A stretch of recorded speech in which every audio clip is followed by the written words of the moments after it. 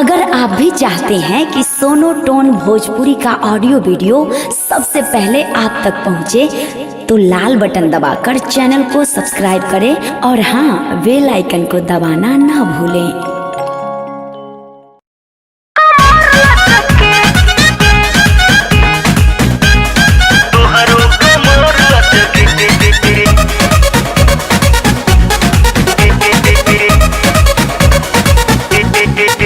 मन करे कि कोरा में धली कस के। अच्छा ऐसन का? मन करे कि कोरा में धली कस के, मन करे कि कोरा में धली कस के।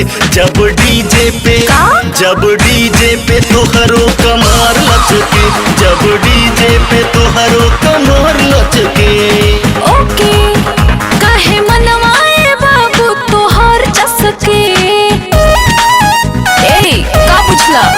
काहे मनवाए बाबू तोहर चसके, काहे मनवाए बाबू तोहर चसके।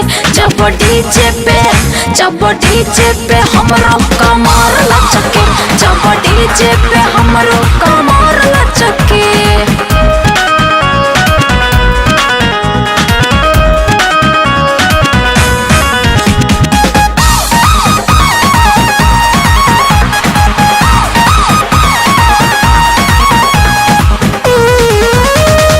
देखी के ऐसन से कसी जवानी, बोलाए रानी दिल कैसे के मानी। नंबर से मानी कैसे के मानी।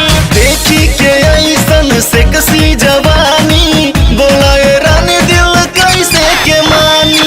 करन तो हमसे मन मानी, करन तो हमसे मन मानी। छुए न दे हम अपन जवानी। कहाँ जैबू ये रानी तू बोल बच के। जब डीजे पे तोहरो कमर लचके, जब डीजे पे तोहरो कमर लचके।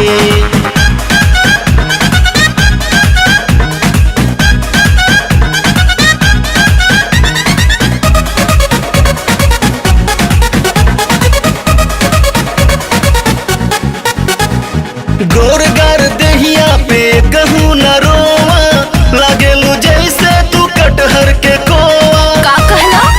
मुँह नोच ले। कटहर के कोवा। गोरगार देहिया पे कहूँ न रोवा, लागेलू जैसे तू कटहर के कोवा। देहा बाव करे के नमरे जे फेंके, देहा बाव करे के नमरे जे फेंके। ओकरे सामान मोरा लहंगा में ठेके। चुम्मा मांगे ले संजय किशन सच के। जब डीजे पे तोहरो कमर लचके, जब डीजे पे तोहरो कमर लचके।